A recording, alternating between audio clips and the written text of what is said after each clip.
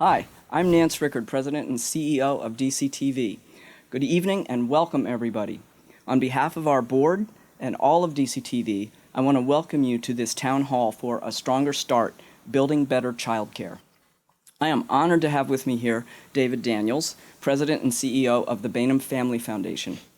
I would like to extend our thanks to Barbara Bainum, Chair of the Bainum Family Foundation, for her incredible vision to bring critical, fundamental change to improve our lives and communities, and to David Daniels for his invaluable work as President and CEO. Thank you. It is truly an honor to work with you and your excellent team. We are grateful to the Bainum Family Foundation for their extraordinary generosity, invaluable expertise, and for their team's guidance throughout this project. When we set out to make a docuseries about early childhood education, we quickly found that all roads led to the Bainum Family Foundation as a vital leader in this area, and we are so happy for the opportunity to partner with them on this project. We have worked closely with their team throughout this docuseries, and it has been a great pleasure to work with them. I'd like to thank our excellent board for their visionary leadership and express my appreciation to our board chair, Cynthiana Lightfoot, for her wisdom and support. This town hall kicks off a 5-part docuseries called Stronger Start, Building Better Childcare. The series explores the many sides of early childhood education in Washington, D.C. through the lens of families, teachers, advocates, and administrators. While D.C. is a national leader when it comes to universally funded pre-K for 3- and 4-year-olds, this docuseries examines the needs of children from birth to 3. The series will air in April for National Month of the Young Child and will be followed by a campaign to measure its impact. I hope you all will watch the series when it airs and enjoy the meaningful and necessary stories that it tells. It was a great experience working with the incredible early childhood education community, including that we had the enjoyable opportunity to work with some tiny prima donnas, certainly DC's cutest residents. Tonight, you will hear a real and honest conversation led by Kojo Nnamdi, celebrated radio host on WAMU and an icon of empowering community voices. Our panel is an exciting array of who's of voices from the early childhood landscape in Washington, D.C. The project is a major leap into DCTV's future. We aim to tell stories that matter to help communities thrive. And with this project, we're pioneering a new paradigm for community media. Instead of using television as an endpoint, we're using this docuseries as the starting point for conversations like this. We are at an exciting moment, and I want to acknowledge Kojo for another important role besides this evening's host. Fortunately for our city, Kojo is also DCTV's longtime board chair and is now board chair emeritus of DCTV. It was his many years of leadership of DCTV which brought us to this inciting moment. I hope you will extend him and all of the panelists a very warm welcome. I would like to thank you all for being here tonight. Many of you tonight have worked on the docuseries in some capacity, and I want to extend my sincerest thanks for your involvement in this meaningful project. Please enjoy the conversation you are about to hear. Nights like tonight are special, and we are so thrilled to share it with all of you. Now please welcome David Daniels, the President and CEO of the Bainum Family Foundation.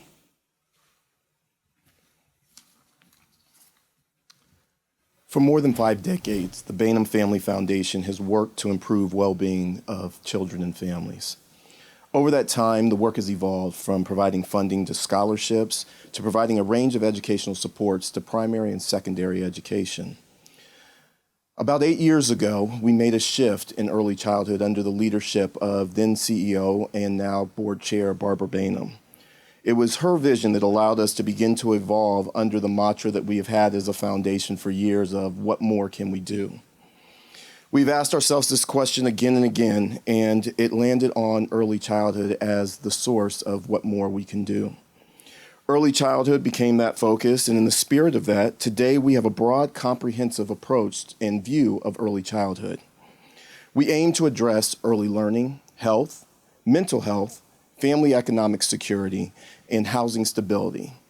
These are all things that children need for a strong start in life, but not all children are able to get.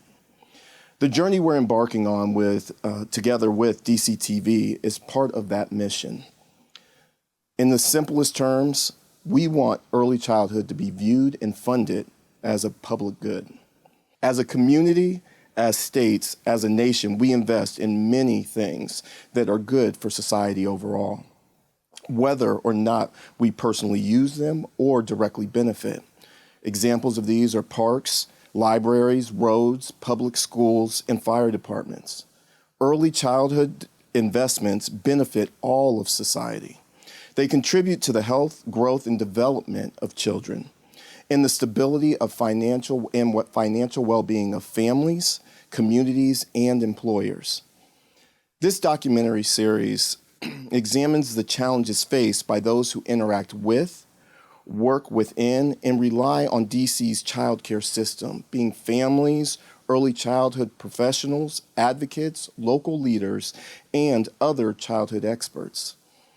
While DC ranks far ahead of jurisdictions with regard to early childhood supports and investments, the current child care system, as we know, is still broken, and it doesn't work well for anyone. Without a doubt, it's difficult for all families, regardless of your household income or your social economic status, to find exactly what your family may need, including the elusive combination of affordable, high-quality, accessible childcare. We also must acknowledge the inequities of race, class, and gender that have been pervasive in the system since its inception. Inequities that affect children and families, as well as the early childhood workforce, primarily made up of Black and brown women. This documentary series effectively shares the importance perspective of this issue. So I ask you to join us. Join us in celebrating early childhood professionals and advocates and all who help to advance this work in the District of Columbia and who have helped to make this powerful documentary series a possibility. Join us in looking for new solutions together, because together is the only way change is going to happen. And together is how we are going to make the ideal child care system a reality. Where do you start? Well, viewing this series is a perfect place to start. It will help to increase your understanding of early childhood investments as a public good. And then share what you have learned with your networks and with your communities. Get them thinking and talking about this series as well and the issues that early childhood faces.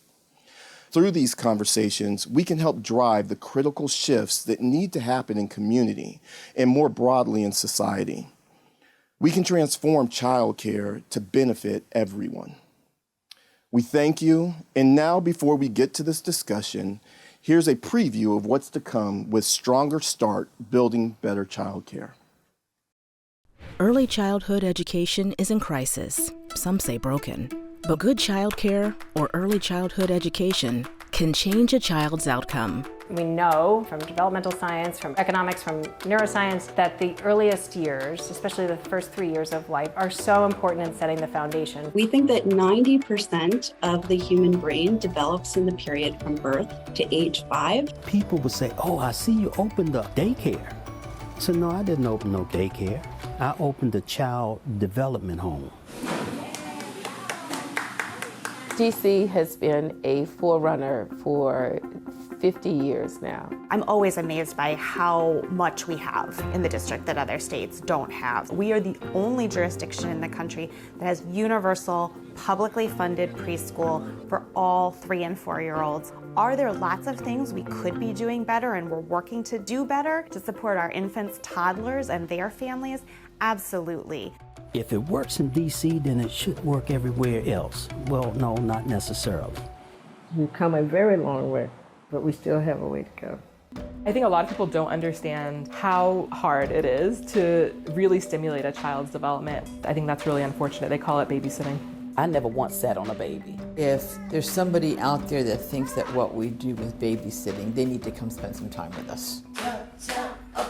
One of the biggest challenges for families is finding a facility that has an open seat. Like as soon as you are trying, like get on a wait list somewhere. The need for care far outweighs available spaces, and it often comes down to pay. We've built this industry called childcare through the exploitation of women so that we get cheap labor. All the money that's spent in childcare, very little of it gets to the people who provide the care themselves. You have to eventually see where you have to make things a little bit more equal, because if you need us, you have to pay us. Ready, set, go! Very few people are against young children and families being supported. I think we haven't seen early childhood as this universal public good. Because the system is so fragile, any breakdown in any component of that, and you're back into survival mode. Anything that upsets that apple cart could be fatal.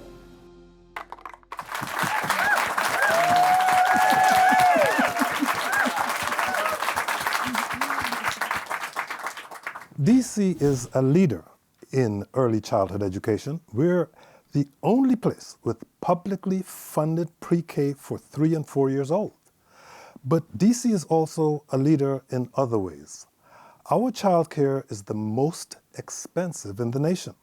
While the average American parent is spending $226 each week, DC parents are spending $419. What DC is lacking is universal, publicly funded early childhood education, or ECE, for ages 0 to 3. So, what are children losing out on if they can't access quality early education? More importantly, what is society losing out on? Here to discuss this is a panel of parents, providers, and advocates who appeared in our documentary. Sia Barbara Kamara is Chief Strategy Officer of the DC Early Learning Collaborative. Sia, thank you for joining us. Thank you. Lashada Ham Campbell is a mom of 2 and owner of Petit Scholars here in Brookland. Lashada, thank you for joining us. Thank you. Marika Cox Mitchell is Vice President of Early Childhood for the Bainum Family Foundation. Marika, welcome. Thank you. And Sarah Mead is Deputy Superintendent of Early Learning for the Office of the State Superintendent for Education, also known as OSSE. Sarah, thank you for joining us. And to add their important perspective to the conversation, joining us in the front row of our audience, we also have Tanisha Hicks, who is a mom to Zoe. Tanisha, thank you for joining us. And Cynthia Davis is president of the DC Family Child Care Association and owner of Kings and Queens Family Child Care. Cynthia, thank you for joining. Thank you.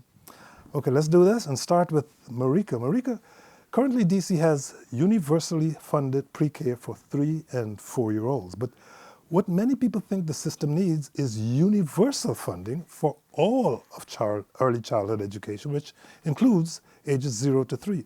So tell us, what exactly is early childhood education? Is it just babysitting? And what does the early childhood education landscape look like today? Sure. I'll first have to define early childhood. So early childhood is a distinct stage of human development that occurs between infancy and age 8. It is a really important stage because it lays the foundation for development, and development across all domains. Cognitive development, emotional development, physical development, social development. That happens during early childhood, during this really important foundational stage of development. To reiterate that point, the brain growth occurring during that stage happens rapidly. The brain is most flexible, particularly during the infancy to age 3 phase. So that is a really important point of human development. Therefore, early childhood education is the intentional planning of learning experiences and interactions that maximize the development that happens in that stage. So Rashida, what defines quality education for young children? Lashada, it's okay. Lashada. It's a very unique name. For me, the definition of quality is what we're providing and the experience that we're giving to our little people. And as she said, with that birth to 3, and the brain is firing those synapses and making connections. So it's everything from nutrition to their daily activities. For my program, our little ones engage on hands-on learning. I always want them to be touching something, exploring it, manipulating it, speaking about it once they have the vocabulary, and we're helping to build that vocabulary. And the building of that vocabulary leads to their early literacy skills, their mathematical skills, the way they think, the way they interact with each other. So social engagement, connecting with the families. There's so many things that define equality, but those are like the key pieces for myself and for the program that I created. Sia, what defines quality education for young children? What benefits does universal ECE have on children and their families? Well, what defines early childhood quality, I think about three stools. One, the professionals who are in the field, having teachers who are highly qualified, highly knowledgeable about early childhood, and who are well compensated. That's certainly very key. Second would be the curriculum that's used in the programs, a curriculum that's engaging, that addresses the needs of the children who are there, implemented by the educators. And educators, I should say, may be in center-based programs, home-based programs, and then some other employer programs as well. So that's the curriculum and I mentioned the educators and the environments.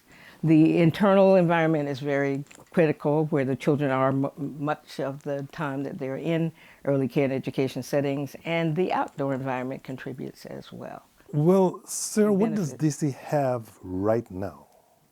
Yes, so as we mentioned earlier in the conversation, DC does have universal pre-K for 3 and 4-year-old children that's delivered through a mixed delivery system. That means that it is public and private provision, but all publicly funded, and it includes the District of Columbia Public Schools, which is our school district here in the district, our public charter schools, which serve a large number of our pre-K children, and also community-based child development facilities that are considered privately run childcare programs, but are part of our publicly funded pre-K program.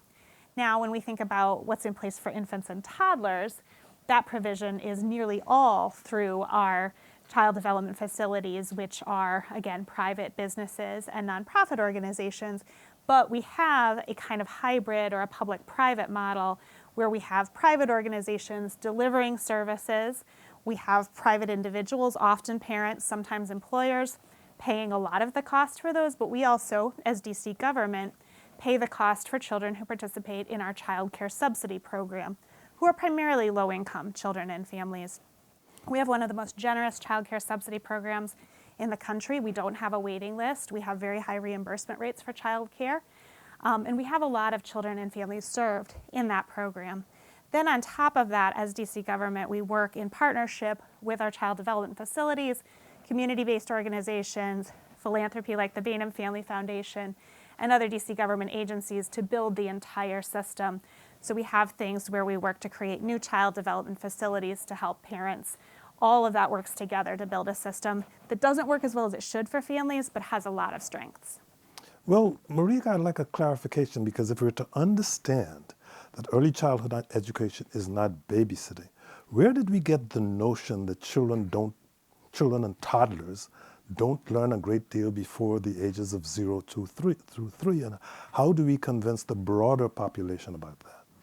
Yeah, I think we need to just catch up with the science. The science has made it clear. We're a little behind what the science have been telling us about how humans develop and the importance of this stage, and particularly brain development.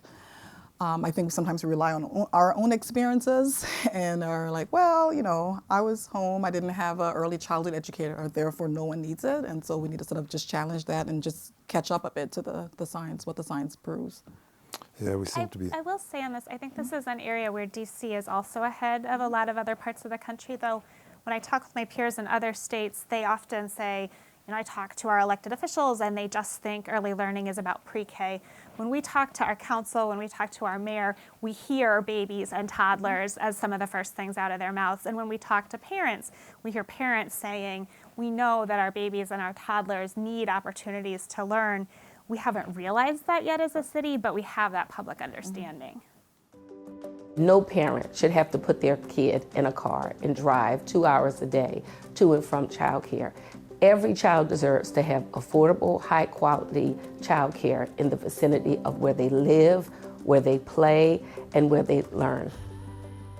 Well, let's talk a little bit about what the landscape in DC looks like. Lashada, we have what's called a mixed delivery system, meaning parents have many options of care, from private centers to care in the home, care in the workspace. You opened Petite Scholars because you were worried about your own son's welfare when it was time to send him to child care. Yes. What was missing in other centers that you believe now that Petite Scholars has? And to give you a brief history of that, I was a mom who delivered early. So I started with a preemie who was 2 pounds, 11 ounces. So with a new infant, you're already overly anxious. So you can take that and ramp it up by 1,000. When you have a preemie, he wasn't even allowed to go to childcare until he turned 2. His pediatrician actually said, if you send him to daycare, he'll die. Like very bluntly, on like one of our first, like he's like, what are you gonna do with your baby? And I'm like, he's gonna go to daycare. That's what babies do. And he's like, no, he'll die. So very bluntly. After you beat the pediatrician up, what happened? I traveled to Clinton, Maryland in the dark, an hour each way. I lived here in Brooklyn. You know, and then once he turned 2 and I was here in the community and I went around looking for childcare, 2 things that just, well, a lot of little things stood out. Like there was one place where they're like, we give them, you know, crackers and water, and it sounded like prison food for babies, and they thought that was nutrition. Other places there were little things like they didn't put cot sheets on the cot. So, you know, when you're hypersensitive to what this experience is going to be, you overly criticize. So when I had my second son, I was just like, you know what? I'll just make my own. And it's literally across the street from where, you know, 4 generations of my family lived and I was raised, and I couldn't get any closer to home if, you know. So after that, it was that field of dreams. Like you build it and they will come. I was getting calls and I was having literal anxiety attacks because I was turning away like 100 families a month. I know that sounds like an exaggeration. No, it doesn't. But it is not. And so what we offer, it was everything. Like I literally had time to sit and dream, create vision boards. And one day I even looked up and I had this like out of body experience because I had like a little UN vision board of like children of every nationality. And I walked into the program and I looked around and, you know, and there were children who appeared, you know, Indian and African and Black American and white and Asian, like literally everything that I put on that vision board, they were represented in that program. But for me, it was, I took Montessori training, so I became Montessori certified. So the program just was everything that I envisioned that I would want my child to have and didn't exist in the community, and I created it. And if I need to elaborate more, let me know, but I know that was long-winded. No, but congratulations. Thank you very much. Tanisha, your daughter Zoe is in home-based care. Why did you pick at-home childcare versus a center, and what difference do you think that's had on her development? Yes, so I picked a home childcare development center, home, because it's more intimate. So I'm a first-time mother, and me sending my child to a center with 30 to 40 other children just gave me anxiety, and I wanted her to be watched. I wanted, you know, the workers to be very attentive to her. I think it's made a great impact on her development. There's only about, including her, 4 children there, so it's very hands-on. Her development is doing very well as far as her knowing how to spell her first and her last name.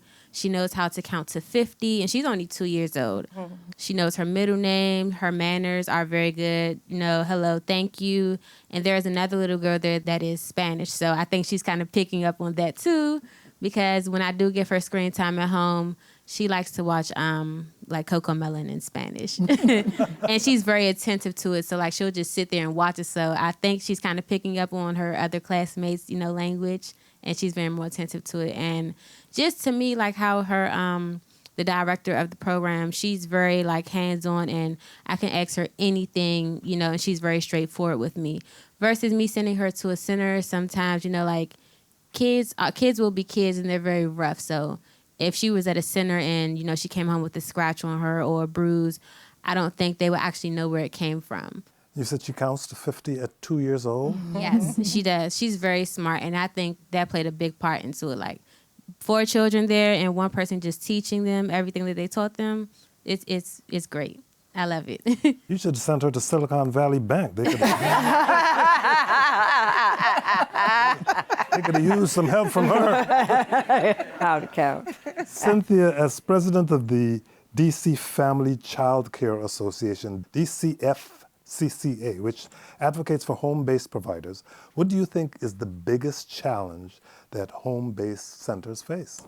I think we'll have enough time, but I'll give you the spiel for so far. I think the biggest challenge is mainly the way family child care has started. The fact that it's a lot of Black and brown women caring for others' children. We usually have to give so much of ourselves for others and take very little back. But the biggest challenge that I see is facing us is really a lot of regulation.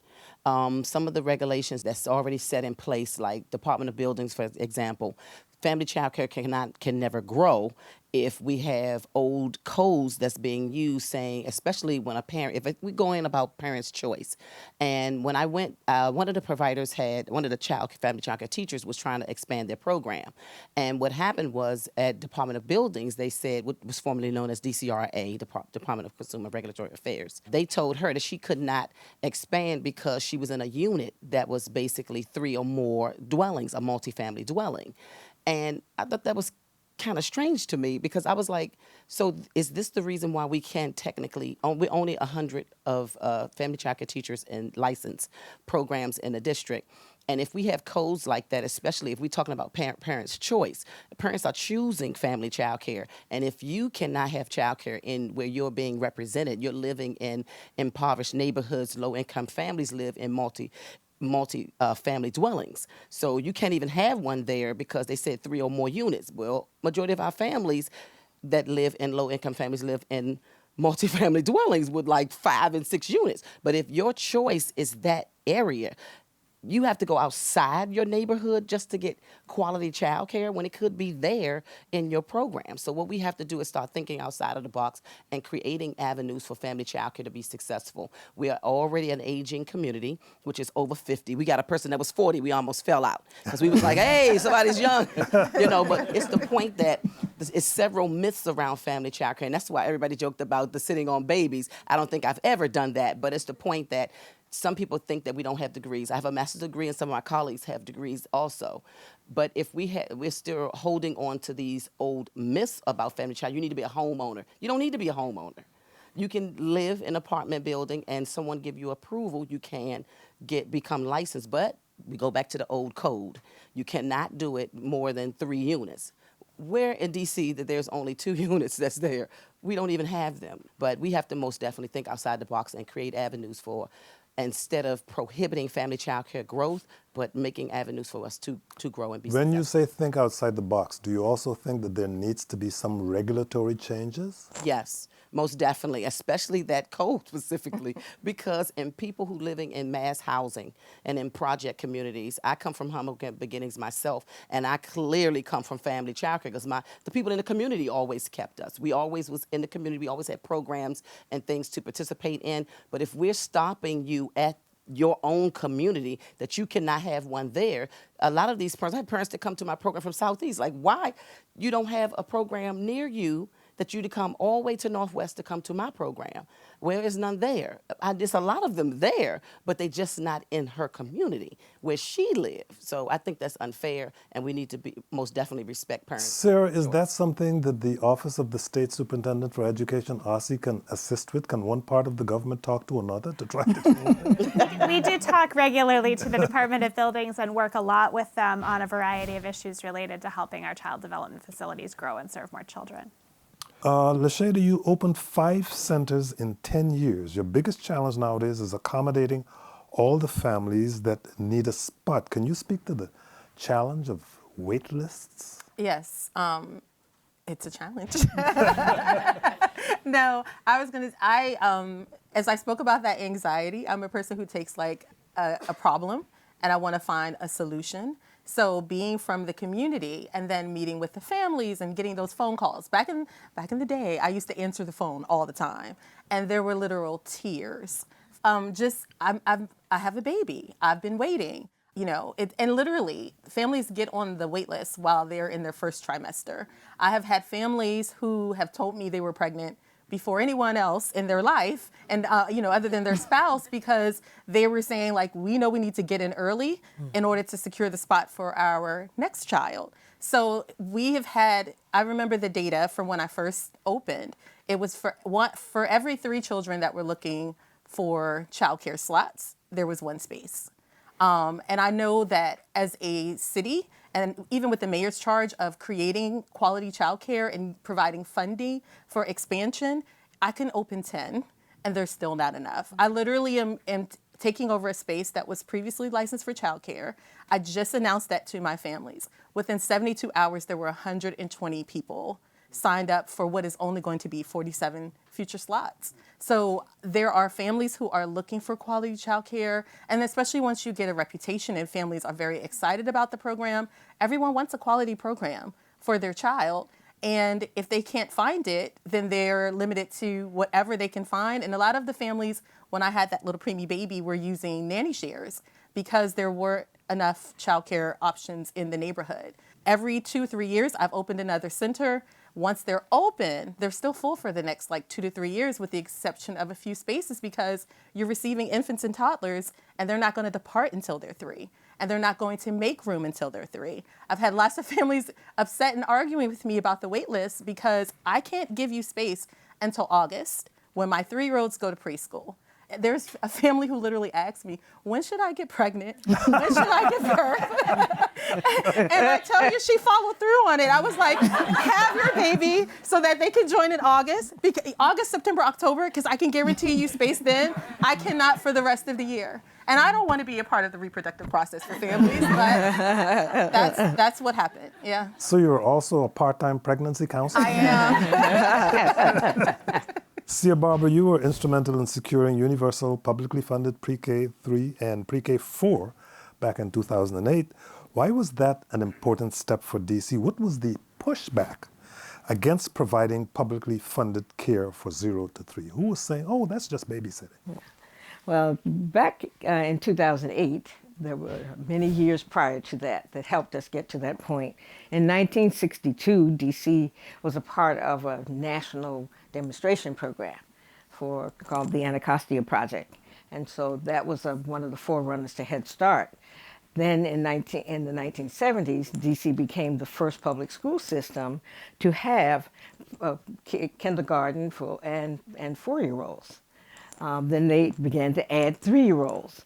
Then so in the early part of the 2000s, we began to bring people together because we knew we wanted to get to universal pre-K. But we knew we had to educate people across the city. And so we had some pilot programs. We had those programs come and present for the community, and we had radio personality, not Kojo, but Joe Madison came out in the community, and people learned about early childhood programs, the 3, 4, and 5-year-old programs. And we knew that going to the city council, we had to have people from every ward in the city. And so that meant that we had to increase the knowledge and awareness and the education. So by the time the legislation was introduced in 2008, we had a lot of momentum. The bill for the pre-K program in 2008 also included infant toddler care. That was the pushback. The council said to us, babies, no. We can see that for 3, 4, and 5-year-olds, that's the foundation for lifelong learning and for children, but not the babies. So we had to take the infants and toddlers out of that first piece of legislation. But the legislation passed unanimously. And one of the things that contributed to that was that we brought people from DC and from around the country who had participated in all of the research that had gone on then for over 30 years, so that people understood. The council ended that day, a full day, ending like about 6-something in the evening, and they said, it's quality. They got the message of quality. We still haven't gotten to funding the quality. The other thing that was important in 2008 is that we had a funding source for full day care, and it was available to people across the community without regard to income.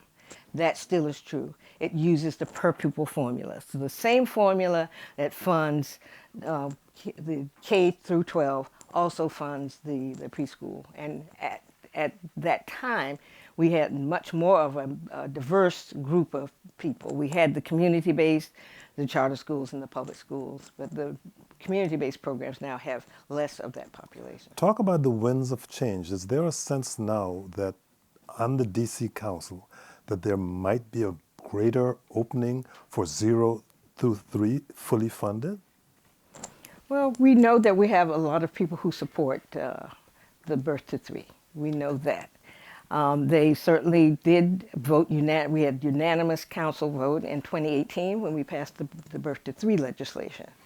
And so what we have to do now is that we can never take for granted where people are. We have to continue the education, the knowledge building, and the awareness so that they understand that this is the foundation to lifelong learning and development for children, and that it benefits the city economically.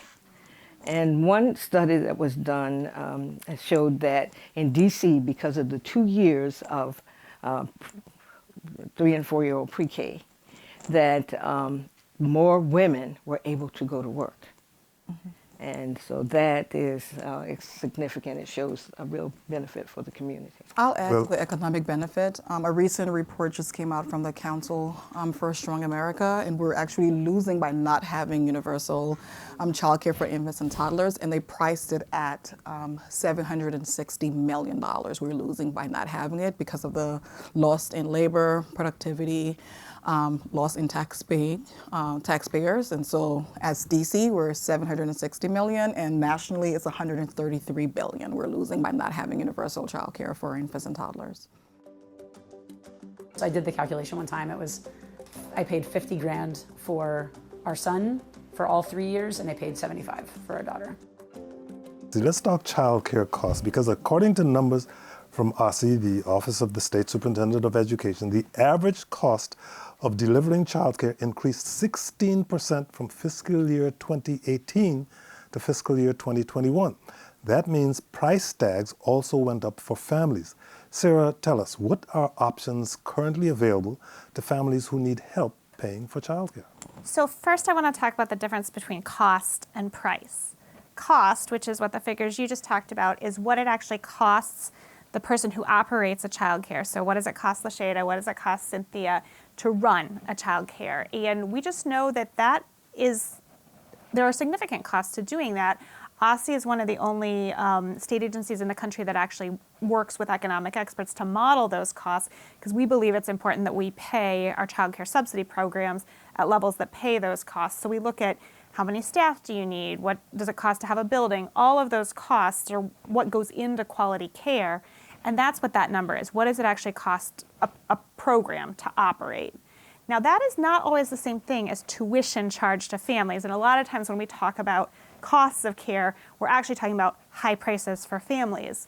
But when we really dig into the information, we often see that even those high prices charged to families don't actually, in all circumstances, cover what it really costs our child care facilities to operate and to deliver quality care.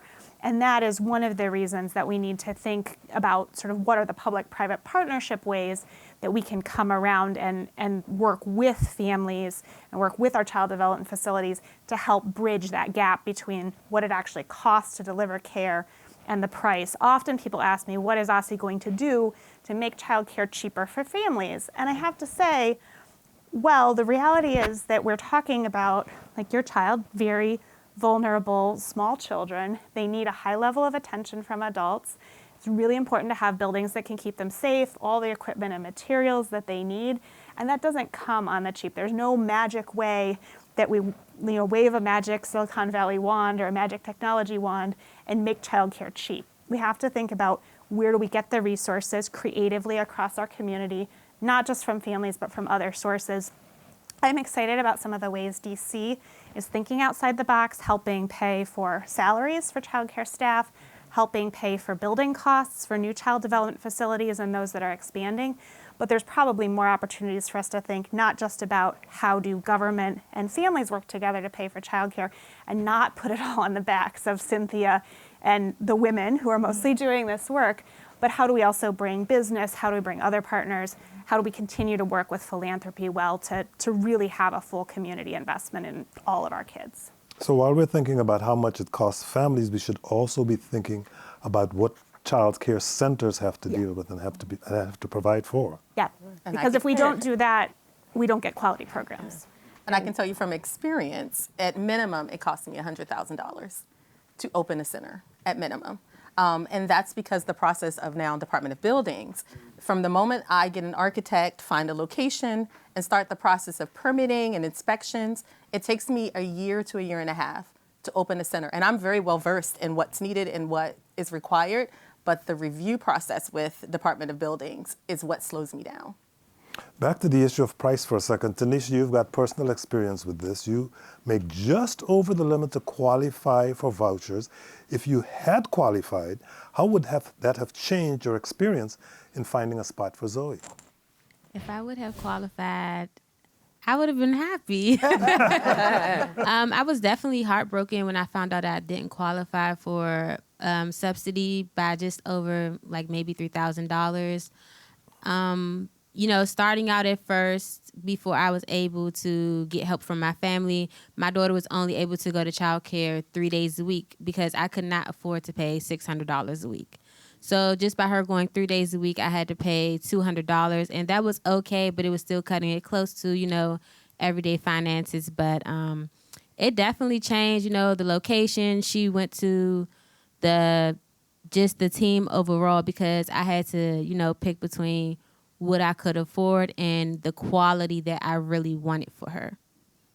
Can I add to that a little bit? Sure. We just did some research with the Urban Institute on families' experience in childcare, and one of the things that came through in that research is that in the district, families who qualify for subsidies actually have an easier time finding childcare than families that don't, which is different from a lot of other states, and also that the families who qualified for subsidies were less concerned about affordability, which was a major concern for the families that don't qualify for subsidy. One of the things I am so excited about is that Mayor Bowser's budget that was announced yesterday includes increasing the eligibility for child care subsidies so that we can include over 2,000 more children will become eligible for child care subsidies in the district as a result of this, and it would directly help families like Tanisha's who are right over that cutoff right now.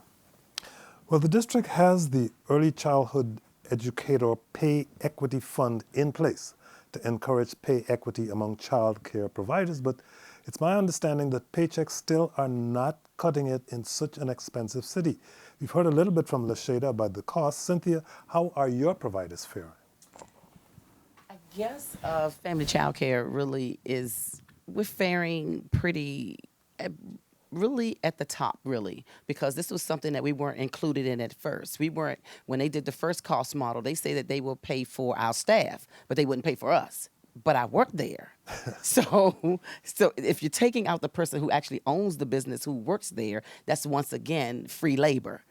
And we have to get to a place where government is not viewing it as to a point that they are excluding any piece of that chain has a weak link, then that means that that child is not getting resources. Family child care has always been the lowest paid, or if paid at all, in the whole system of community-based organization in the genre of education. We have to start, government is one of the first places that actually creates that discrimination with family child care. Family child care is not paid equally on a pay scale for the same labor we provide. I have a degree and I still get paid less than my colleagues around. So we have this pay equity piece that's there. We have to start with subsidy being equal across the board, saying that my labor is valued just as much as my colleagues. I'm here with them providing the same care. I'm educated just like they are. Why am I? Because it's my setting. Parents are choosing my setting. It's for parents' choice. So if they choose family child care, education the government has to go according with that and create that across the board so others can follow along so we can get to that level of quality as everyone else. We usually, to bring my program to a quality program, I sacrifice a lot to even be at a high quality program and be a family child care teacher. And it's really kind of hard. It's really a lot of sacrificing that we have to do. Yes, the 14,000 helped. Yes, the 10,000 helped. But what would that do if we're still getting subsidies that's already $20 and $30 less than our colleagues?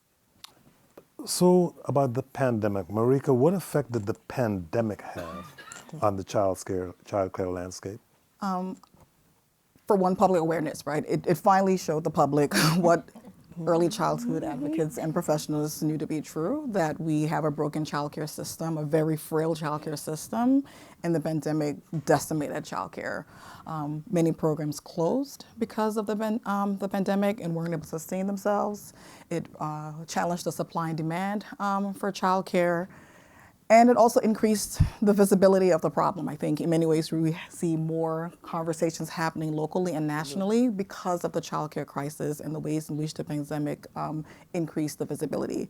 It also showed the importance of early childhood educators and the complexity of their work. When you had parents who had to be with their nice, cute 2-year-old and realized it was not a pleasant experience, and everything. And so all of a sudden, you saw a family saying, whoa, there is complexity to this work. It's certainly beyond the sand table or a cute puzzle. There is complexity to this work. And so in many ways, I think that's how the pandemic impacted the sector. The parents finally began to understand the complexity of it all. Absolutely. And here you have them all day long instead of just the hours after. 24 hours a day, 7 days a week. Yes. And we could go on and on. And on. Yes. First of all, I want to go to college. Then I want to be a chef. Next, I'm going to be a police. Next, I'm going to be a firefighter. Then I'm going to be I'm going to go to the army. If I'm still alive, I'm going to be president. I wanted to get to how society benefits from all of this. According to Mathematica, access to early childhood education, ECE, leads to higher high school graduation and employment rates, lower crime rates, and less symptoms of depression and chronic illness. So how do we stress that quality education is a societal benefit, and who should be in charge of paying for it? Lashayda, I'd like to start with you. As a former first and second grade teacher, is it apparent when your students did have access to early learning? And principal too. So I was going to say, and just an anecdotal story about the universal preschool. I was a principal when that was implemented in DCPS. And going into those early learning programs, preschool 3, for example, I know this teacher was definitely giving me her best foot forward with the student, but they were 3 and they were talking about graphs. What are graphs used for? And I will never forget it. The 3-year-old said, graphs are used to collect data and tell a story. And in my background, I came through Teach for America. I was not formally trained to be a teacher, but of course took the training as I was learning to be a teacher. And as a principal, I did not understand what universal preschool was. So when it landed in my building, we were about data-driven results and meeting the targets and advancing, moving students to grade levels. And I walk into these preschool classrooms and they're playing in the sand and they are doing dramatic play. And I'm like, how is this gonna get our data to where it needs to be? But it became this respite of like, oh my goodness, they're doing so much at age 3. And as a first and second grade teacher, my children hated school already. They were already burnt out. They were already so far behind. And my thought process was, if we do this early, and if we do it like this amazing teacher is doing it, our children will love to learn, and then that will be a lifelong enjoyment for them. And I've seen that happen. So what it looks like for the long term is, no, who should be paying for it? If we're paying for elementary school, middle school, and high school, and we know the value of birth to 3, and we know the value of development that happens, the valuable development that happens from birth to 3. How do we then not decide to pay for it? Because we're paying for early, elementary education, middle school education, high school education because of the benefit to society, but we're missing the most important time of their lives, which is birth to 3. Tanisha, tell us how's this been working for you? Is Zoe like balancing your checkbook already? Can you repeat the question? I'm sorry. How has this been working for you? Her attending her childcare? Yes. Great. I think her social skills definitely got better. Before she started childcare kind of late because, you know, she was born July 2020 in the midst of the pandemic. So me being a new mom, all of my anxiety, then me sending her to childcare, I'm just like, she's gonna get sick. She's gonna get sick. I was scared to send her. So she started daycare February 2021, and you know, her speech has improved so much by going to childcare, so much. Before she was at home, you know, kind of like babbling. I couldn't make out anything. Now it's clear sentences. She knows directly what she wants. Mommy, I want apple juice. Mommy, I don't want to go to bed. Like, I understand everything. I understand everything that she's saying. In terms of who should pay for this, I was thinking about you say, if we want publicly funded childcare across the board, who should pay for it? I think it's like the other public good. This is like public school. It's like public pre-K. It's a value to the entire community. And so the entire community should pay, and we pay taxes. We need to work that piece out with government support, helping with the payment. And certainly, if it's a public good, the government will pay. Marika, how would you say universal public funding, how would you say that would impact the economic vitality of DC? How do we see it already with publicly funded pre-K? Sure, certainly the increase in labor participation. We saw that with public pre-K, and with increased labor participation, we have more access to resources. Also for the future workforce, right? Sometimes we think about young children here and now and forget that the Zoes of the world in 10, 20 years will be part of the robust workforce, and we need a competent workforce. And so certainly I'll stress in addition to the individual development of each child, the labor productivity and creating a more competent workforce. How would you see that for the future, Lashada? As she was talking about labor workforce, I remember an article that I read during COVID and how the majority of the people who left their jobs or lost their jobs and had to go home were women. And we are the productive citizens of society. We work hard.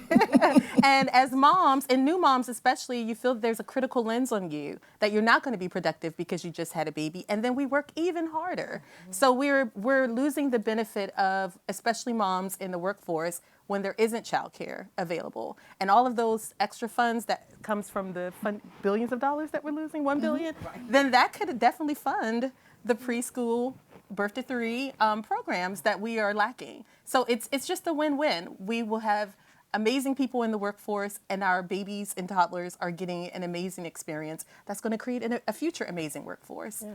So it's just win-win. Same question to you, Cynthia. Can this result in making you less underpaid and less overworked? I hope so. DC is a forerunner in early care, and especially with family child development homes. I'm happy that I am here instead of other states, because I did teach at the Teach Conference and did a special on inequities of family child care, and I were floored that they were $9 a day, and I was like, well, maybe I need to be a little bit more. But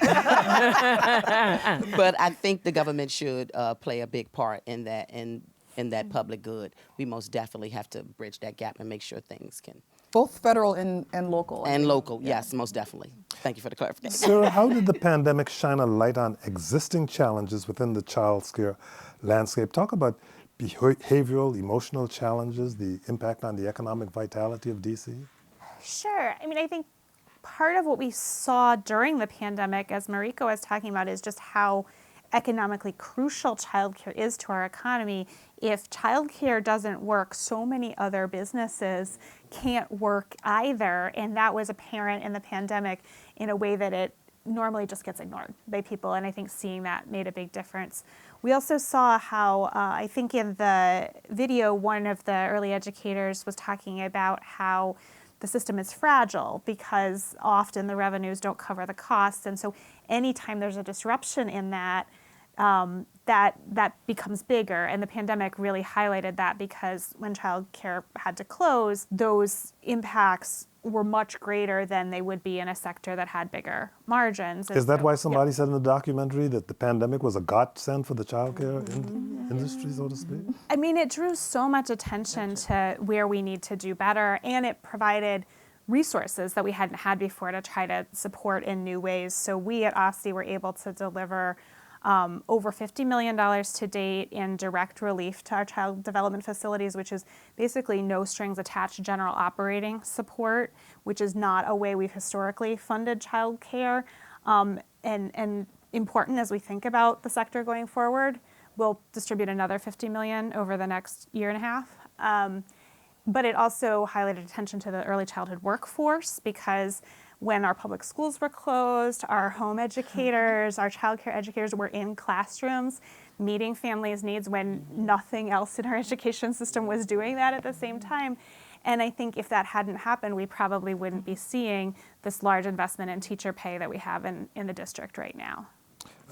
Any major barriers still at this point?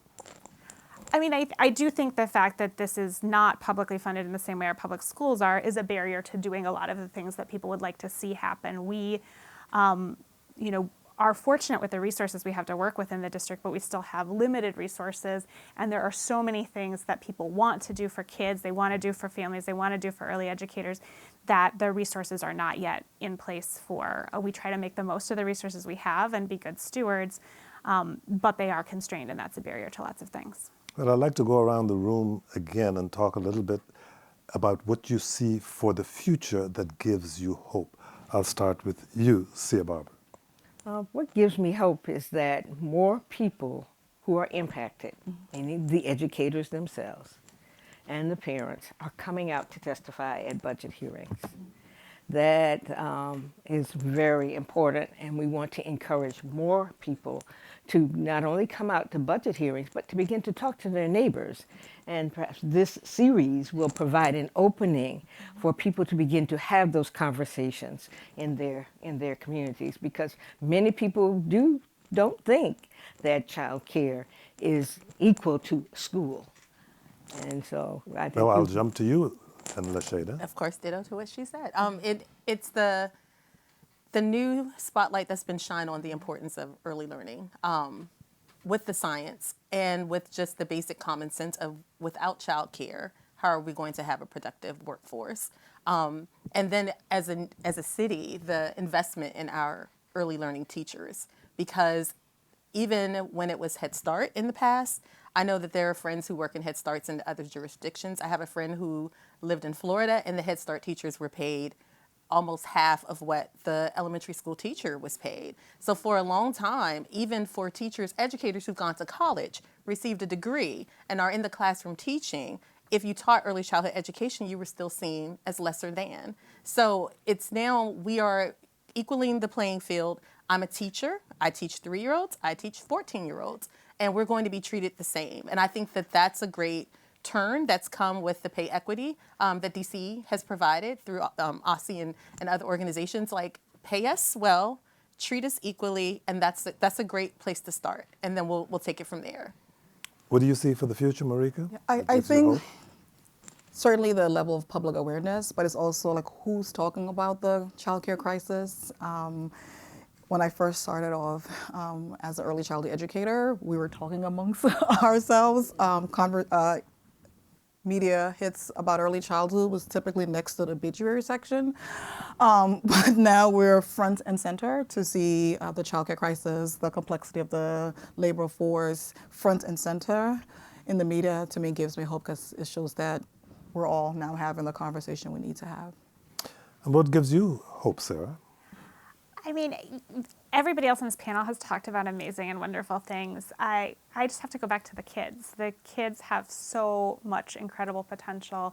And when we're able to see our really strong and amazing programs where early childhood educators are working with children to realize that potential, there's nothing that has that kind of magic. And if we tap that potential in our children, we can solve any problem, not just this, but the environment, all sorts of problems. And so we need to do that. Afraid that's about all the time we've had.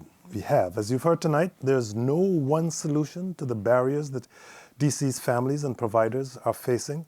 What do you think the solutions are? You can let us know at your DCTV. I'll repeat that. You can let us know at your DCTV. I'd like to thank our panelists for sharing their thoughts today. Thank you all for joining us. And a special thanks on behalf of DCTV to the Bainum Family Foundation for making this effort possible. Stronger Start, Building Better Care premieres April 11th at 8 p.m. Eastern here on DCTV. Make sure you watch it. And good night.